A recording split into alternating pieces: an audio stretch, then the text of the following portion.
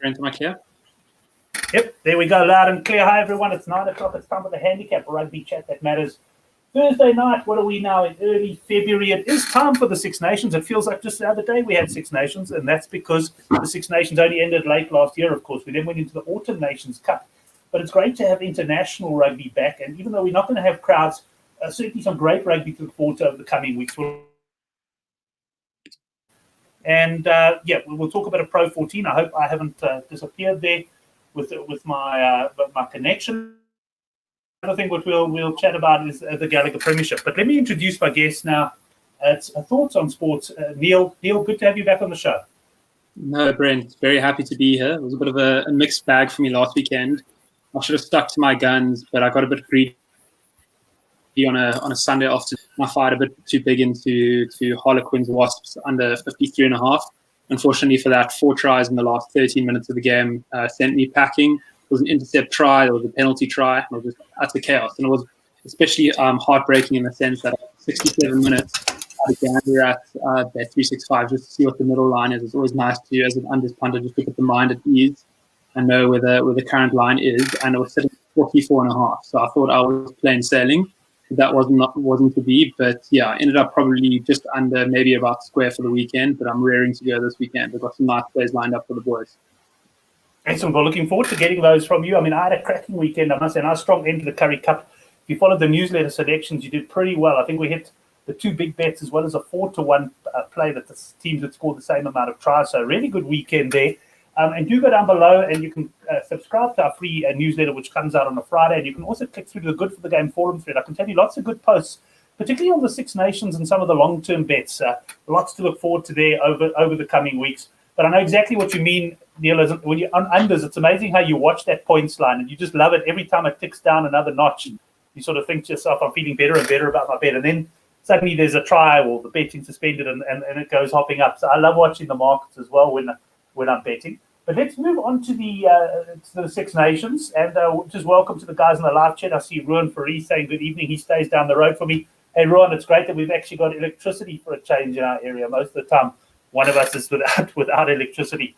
But Neil, looking at the Six Nations, the long term, we've got England as favourites, France second favourites. Have you got involved in some of the long term markets, or are you sticking more to the matches?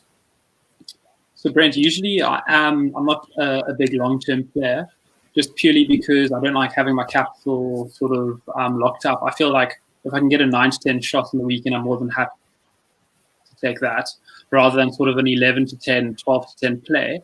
But there's one play I did have a little nibble at, and that was for a team to get the Grand Slam as no. And reason being is just I feel like England have a couple of tricky fixtures away from home where, yes, they might be favourites, but they could possibly get rolled over there. Then there's obviously like the France factor, where France are sort of looking like quite a strong side now at the moment. So I just feel like between England and France, I wouldn't be surprised to see one of them slip up. So I can't see any team going unbeaten. So getting at sort of even money 9 to 10 for no to a Grand Slam, that definitely caught my eye and I took on the ball of that. Right, and just looking at the Good for the Game forum, quite a few interesting picks. And I see Southpaw's come with an interesting play. Player of the tournament, and he's gone Finn Russell there, 33-1. Now, you're not going to do any damage at that sort of price. And I can tell you that Southpaw was on, I think it was Interbat last season that he was on, and I think he collected on him there. So some really good markets. I know that one you can get at the play of the tournament. If you go onto Sunbet, you can have a look at that.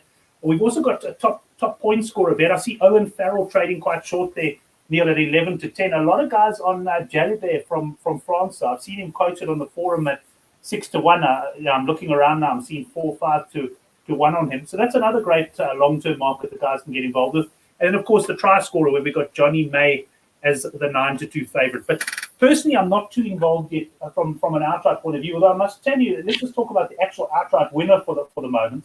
I know you say you don't fancy a Grand Slam, and we'll get some thoughts from Jordan from Son of a Punt later as well. But I look at the betting here: 5 to 4 England, 9 to 4 France, Ireland 4 to 1. The bookies are pricing this as a 3-horse race, almost a 2-horse race. Would you agree with that? Yeah, to be honest, Brent, I can't see either way Scotland or Italy sort of competing. So that does bring you down to France, Ireland, and England. I like to think that Ireland have sort of put their over expectations from the previous years behind them, and they are willing to sort of push England and now France into that sort of top spot. But I definitely need to see a bit more from them, especially in their away form, to sort of warrant that. And I think they're going to have a couple of tricky fixtures, especially the most notable one is I think that England do visit Dublin in I think it's the penultimate round. So that will definitely be an absolute cracker. I sort of expect the handicap for that to maybe get about 3.5, 4.5 in England's favour. And if Ireland do sort of look quite appealing throughout the tournament, that is maybe a plus I would look to get on. Just with regards to anything else in the outright market, I probably would take a nibble at Jalibert, top point scorer. Obviously, Intermac out, you can get a great price. I think it's 5-1. You can get 5.5-1 if you shop around.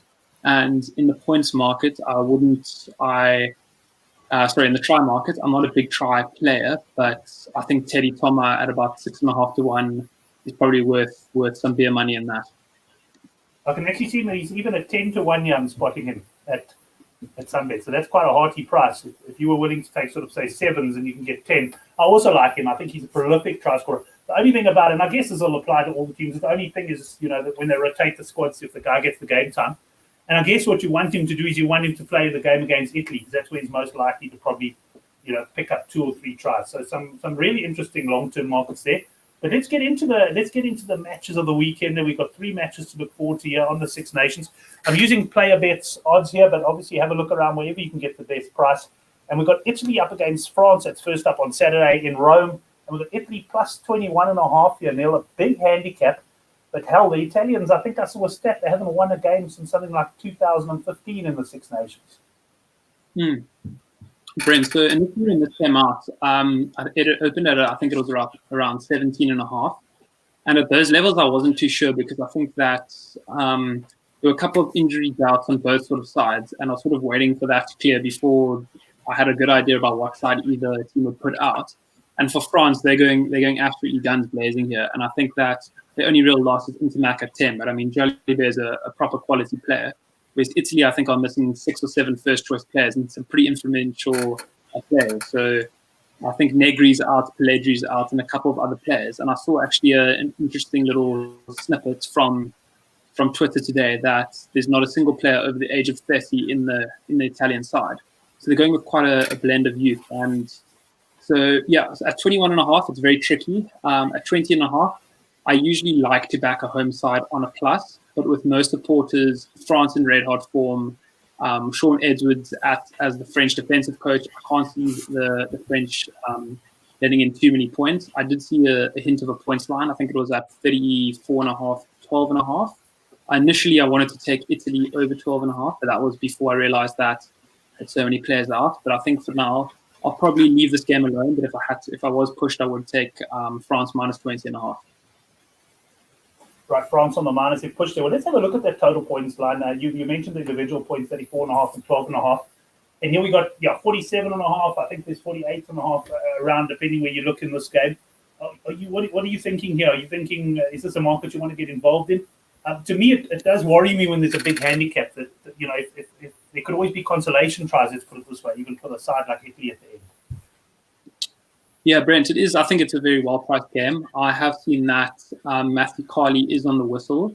It's quite weird. I probably would lean him as an overs ref, but that's more in sort of the domestic rugby that I've watched him play. It's a bit trickier when you obviously see these international fixtures. I haven't had too much of a look at the weather in Rome recently, but I did look at it on about Tuesday, and it did look relatively clear to date. So I think at 47.5, it is probably... it's probably a pretty spot on line. Right, it's nice that we can actually get points lines. With Six Nations, the bookies, I suppose there's not that many variables. They come out a little bit earlier with the line. So nice that we can at least chat about that on a Thursday night. But let's move on to the next game. It's England up against Scotland. And here we've got England minus 14.5. Just before we get into that, welcome to the guys on the live chat. I see Brendan Vessels, the conductor, joining us. The conductor, we know you've had a bit of a stretch in hospital there, but you're at home recovering now. We look forward to having you back on the show and getting your views on the rugby. And also to Shane, one of our Irish viewers coming in. Shane, we'll have Oracle back on the show soon. Don't worry, he's just in a bit of a convalescence after blowing half of Granny's pension. England minus 14.5 there, Neil. Brent, just before we touch on that, I just want to allude to one more outright player, which I think Jordan mentioned to me midweek. He's mentioned that for England to get the Triple Crown. So what that means is that yes. That's Ireland. So it's excluding France, in other words. So that's Ireland, Scotland, and Wales. So they play Scotland this week, and I think they're 1-10 to beat Scotland. So if we're going by pure mathematics, that's a given. And then they play. The following fixture is the next part of the Triple Crown is Wales away in Millennium Stadium. However, with no fans, I can't see them being like less than 3-10 there, sort of 6.5, 7.5, maybe 5.5 there. And then the final game is against Ireland in Dublin. So that's obviously the trickiest game. But I mean, if you really want to say that they will probably beat Scotland at home and then Wales away, you're sort of you're going to have an 11, 12-10 shot with them beating Ireland away. So I think that is quite good value if you are looking for an outright play. But just that's right. Carry on. Yeah. Then just alluding to the handicap for this weekend, I took Scotland plus 17.5 early days. I saw it drop to 16.5. I was happy to load some more. I still see there's 15.5 quite readily available, and for me that's probably my strongest fancy on the Six Nations this weekend. So I really do enjoy the team that the Scots have put out. They've added a bit more grunt into the pack. I do enjoy Johnny Gray in the second row. I see that Gary Graham's on the bench. He's been playing superb rugby for the Falcons, so they should add. Yeah, he just really kept it tight, and I feel like that's what Scotland have lacked over the years in the set piece. They often struggle to sort of get over the advantage line. And if Findle has a half-decent game, then I feel like the Scots will walk this handicap. Excellent. Let's have a look. I received a tweet, not a tweet, a WhatsApp from Dave, and just get Dave Cooney in Ireland and just get his thoughts. I see here, he likes England here 1-12, and I think that's going to be a popular bet, Neil. I actually fancy, I think Scotland, I wouldn't have minded getting the 17.5, but I like Scotland even at plus 14.5. I've been quite impressed with them of late, and I think they're capable of giving England a decent run for their money. I don't see England getting beaten, and I like the logic of, we'll hear from Jordan briefly at the end of the show. I think he probably highlights that bet as well. I think there was some 15-10 England to win the Triple Crown there. But I'm going Scotland. I think that Scotland are going to push England relatively close. And I just haven't been that impressed by England. They've got a lot of big names, and I just haven't been that impressed with them. They battled against let's call it a French second team at the end of that Autumn Nations Cup. And I thought France, the French team very nearly took that. And I'm just not convinced England are going to arrive on the handicap. So I'm on the Scots there. And the good news is we've also got a points line to discuss here, 47.5 at Twickenham. Yeah, Brent. So that's actually quite an interesting points line. I see that it is Wayne Barnes on the whistle. So what that probably places it at about... So what are the individual points lines? That 33.5 England. Sorry, 31.5, 16.5. I definitely was hoping for 15.5 Scotland. I think over 15.5 Scotland would definitely be the play. But at this, once again, one definite overs ref. Sorry, I've got this wrong. Wayne Barnes is reffing in Wales. I think it is Matthew Carley. Sorry, it's Andrew Brace. Andrew Brace is reffing. So with him on the whistle, I probably wouldn't touch the total points line, but I'll definitely look for Scotland over 15.5 available. And to the handicap there is that England have not beaten a minus since the Rugby World Cup in 2019.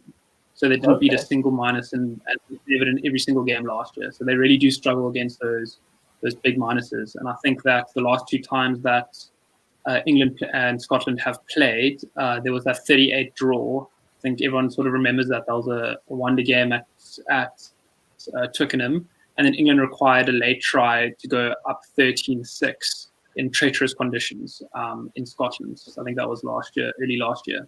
So I think at 14.5, 15.5, that's firmly where I am in this camp. All right, I think we're aligned on that one.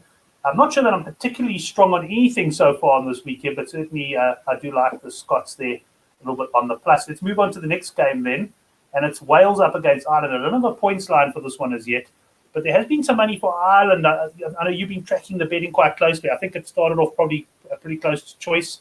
It's coming now. Ireland are favourites here at -2.5. I think there's around 7 to 10 that they win the game outright. And generally, most of the punters, Neil, that I've come across seem to be in the Irish camp this weekend. No, Brent, I think I joined them in that camp as well. For me at the moment, it's really tough to back Wales when they're not got any home crowd in front of them. Big team in transition. There's just no there at the moment. Each week the selections just change. There might be good players on the pitch, but if they don't have that harmony, which sort of Welsh rugby's been synonymous for, then it's just really tough to back them. Wales have always prided themselves on their defence. I think they were the most disciplined side between the 2015 Rugby World Cup and the 2019 World Cup in terms of penalties given and cards conceded. And in the last year under Wayne Pivish, they've just leaked tries. And I think that if they're turning their biggest strength into a weakness, then it's really tough to back them. So I'm quite firm on Ireland on the -2.5. I did take Ireland for biggers 8 to 10 to win initially. I saw that and I couldn't believe it. It opened a near choice game. And I probably will load more some Ireland 1 to 12 at about 16 to 10 just for some good value there. I think that's a cracking play. On points wise, I probably expect this to open at about 43.5. As I've heard that the roofs open this weekend at the Millennium Stadium.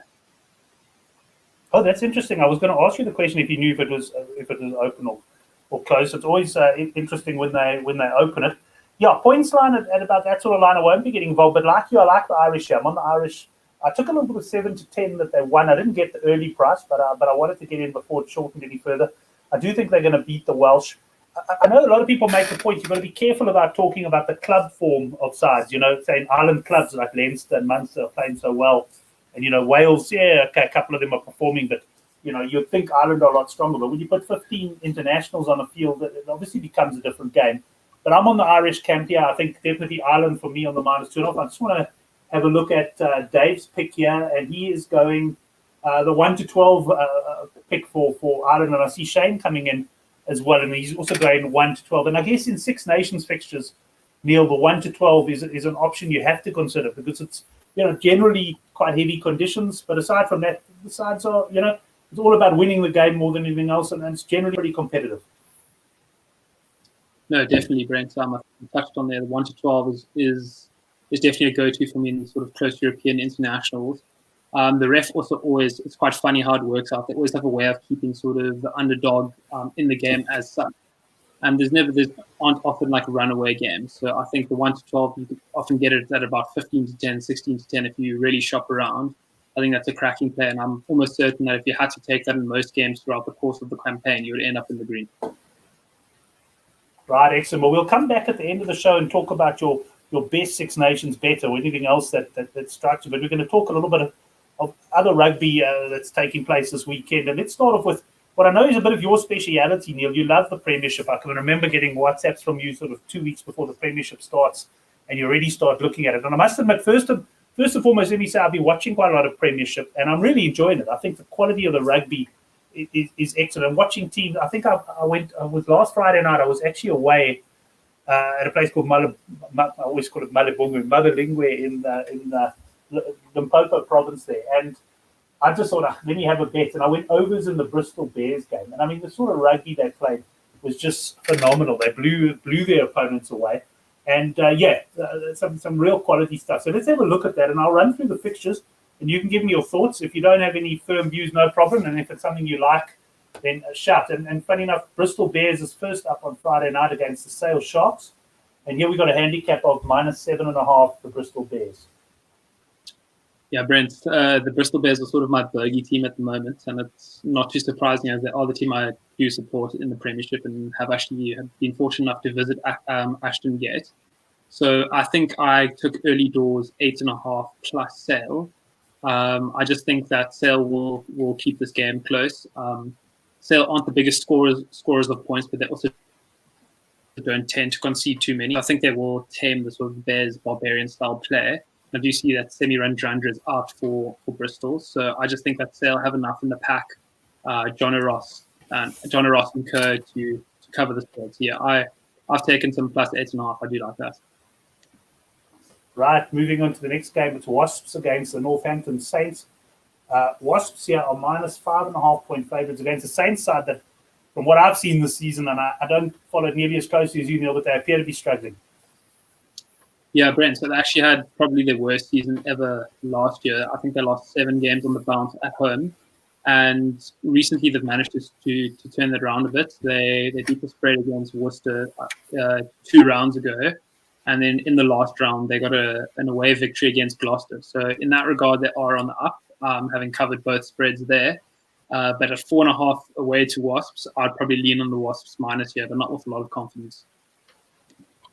Right, so let's move on to the Bath Rugby. Now, Bath, I think they're also a team, and this is a game I know you've got an opinion on. I know a few of the guys have mentioned this on the forum and on WhatsApp and all the rest. Bath Rugby up against Harlequins.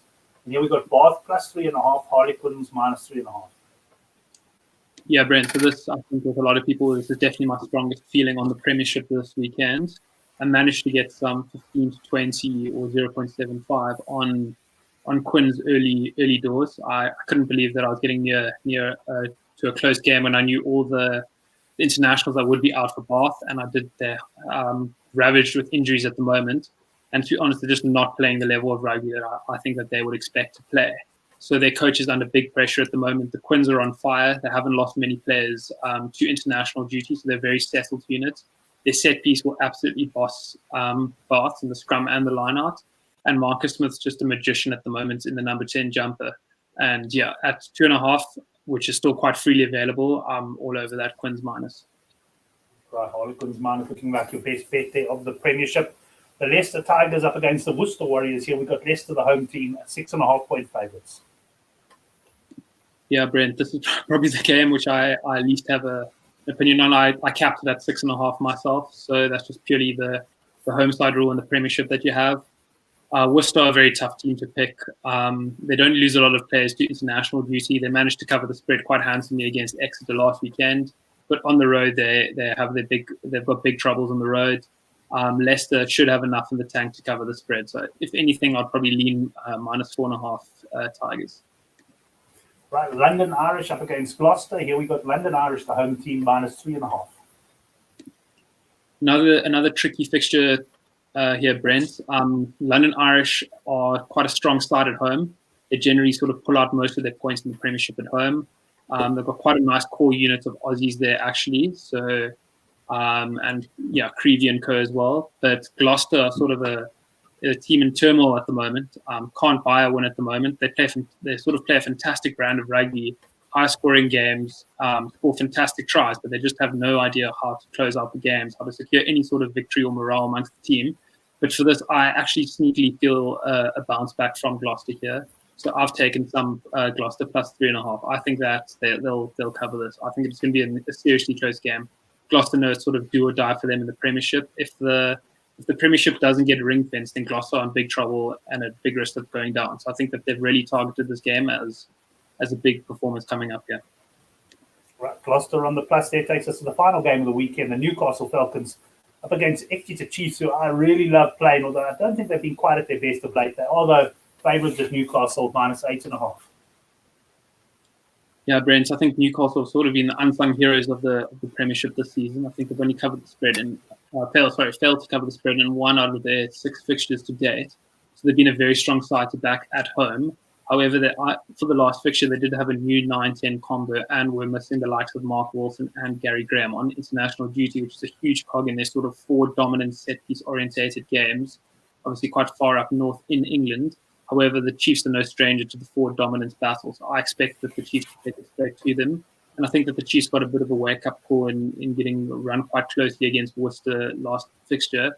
So I think that if team news plays its part, the Chiefs will be right up for this fixture. And I've seen some -6.5 Chiefs at 8-10, so I'm going to be happy to take that. Right, -6.5 at 8-10. Often better to shop around and rather take a couple of points less and maybe take the 8-10 instead of the 9-10. Yeah, interesting. Going to see what we come out with for the newsletter tomorrow. I think it's going to be one that I have to mull on overnight. That's the Premiership. We'll come and sum it up now. Neil, I'm just looking at the Pro 14. I can only see one game priced up. I don't know if you've seen any more, but we can run through that one. And it's the Newport Dragons. And I don't know if Jules is watching tonight live. I know he did message me earlier, so I'm sure otherwise he'll watch the recording. His Dragons team are +6.5 at home to Connacht. Brent, I think you and me both know what Dave Cooney will have to say about the home side here, but this is a very tricky game for me. Dragons have been quite good against the spread recently, especially in the home fixtures, and they've covered most of their home fixtures to date this season.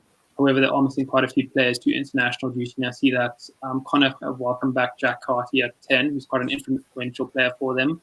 And after Connacht's couple of rocky fixtures, I know they lost to Ospreys at home in their last fixture, so I think they'll be expecting a bounce back. So I think I'm going to shop around and try get -4.5 Connacht at sort of the 8 to 10 region, and I'll be happy to take that. Excellent. Well, before we get into your best bets and probably my final thoughts for the week, let's just have a quick look. Jordan sent us this short little clip with his thoughts for the week. This is Jordan from Son of a Punt. Hi everyone, hope you all have a good punting weekend this weekend. Looking at the Six Nations, I really like England to get the Triple Crown, which is beating Ireland, Wales and Scotland. You can get that at 2.5 at Sunbet. I don't see England having a problem with Wales or Scotland, and then Ireland will be the final match of the tournament, so I think they'll be up for it. And then I also like Quins to take care of Bath this weekend in the Premiership. All the best, cheers. Right, that was Jordan there. I must say, it looks like he's modelling his hair on me. I'd like to think we look like brothers, not father and son. But anyway, that was Jordan's thoughts on the weekend. Anything you want to say on that one? I know you did fancy the one already, the Six Nations bet there, Neil. Yeah, it's always nice when I think myself and the Son of a Punch thoughts are aligned for the weekend. So yeah, feeling a little bit more confident now. Excellent. Well, let's move into that part of the show where we get into our best bets. Maybe let us know your strongest bet across all platforms, and then possibly your best Six Nations bet if that's not your strongest bet for the weekend. So strongest bet for the weekend is Scotland +15.5, and probably tied with Quins -2.5. I think both of those are absolute crackers. Those are definitely my two strongest plays for the weekend, and then other players I do like. I really enjoy Ireland -2.5 or sort of 0.65 forward, whatever you enjoy. Excellent. Well, I like Ireland on the -2.5. I quite like them. It's probably my best bet, certainly of the Six Nations. I'm going to go along with you guys definitely and go with Quins there on the minus as well. And in fact, what I'll probably do is I'll look to take a double on the board. I'll take Quins to win on the board and Ireland to win on the board, and work out that double. Will probably come in around the 15 to 10, 16 to 10 mark, and that might be one of my bets of the weekend. But Neil, it's been great chatting to you. Are you heading out now? Now that we've got an 11 o'clock curfew, or are you in for the night? I know you said you're quite busy at work. No, work's definitely heated up, so I'll probably be enjoying a bit of yeast at home and just cracking it and watching some rugby. Yeah, but Brent, I do have a couple of deals in the early doors in the Super Rugby markets that got released this week. So yes, thanks for reminding me. I meant to bring that up here. Yeah, so just the opening fixtures, I'll just run through the Aussie comp first. So they've opened up with Reds -9.5 against the Tars, and then Force +9.5 against the Brumbies. And I'm all over the Force to cover against the Brumbies at home. Sea of Blue hopefully will be out in full force if COVID allows. The Force have recruited a couple of stray Argentinian Jaguares players, so they've got a good squad. I know that they've got Carney as well from Leinster. So I think that the Force on the +9.5 is my best bet in that Aussie comp. And then just going down to the Super Rugby Aotearoa, they've got Blues at 11 to 10 to beat Canes, but away from home. So that's Canes at home. I think that's a great bet to back the Blues. I'll be looking to oppose the Canes quite heavily this season. I'm just not impressed with where they've gone at the moment. And then they've also gone Highlanders +9.5 at home against the Crusaders, which at first view, if ever I get close to a double digits, and I've mentioned this before in a New Zealand derby, I generally jump on it, especially in the opening game. But I am a little bit tentative because I'm still sort of a little bit unsure about the makeup of the Highlanders squad. But you best believe I'll be doing my due diligence and following some of the Highlanders players' wives and girlfriends this weekend just to see if they're training hard and getting their their restful night's sleep, and I'll be looking to probably back that Highlanders plus 9.5. Excellent. Well, Be Strong asking, is Super Rugby Arrow career starting? Yes, it is. Not right away, though. I think it's something like the 26th of Feb or something like that it gets going. So we do have a while, but Neil likes to pick up on some of those early handicaps that come out. And that's really your opportunity to take advantage and maybe catch up on the bookmakers who might not be quite as sharp and on the ball. But thanks everyone who did watch in the live chat. If you watched the recording as well, please do subscribe to our channel if you haven't done so yet. And go down below on YouTube and you can subscribe to our newsletter and also follow the Good for the Game forum. But Neil, it's been a pleasure chatting to you. I'm sure you've got a busy month ahead and a busy weekend ahead, but let's hope it's a profitable one and we can beat the bookies. Yeah, Brent, all the best to those who are throwing a bit of coins at bookmakers this weekend, and let's come out on tops. Excellent. That was at Thoughts on Sports on Twitter. Look out for him there. Thanks, everyone. We'll catch you next week for Six Nations Week 2, and I'm sure we're going to just have more and more rugby coming as we head into Super Rugby season.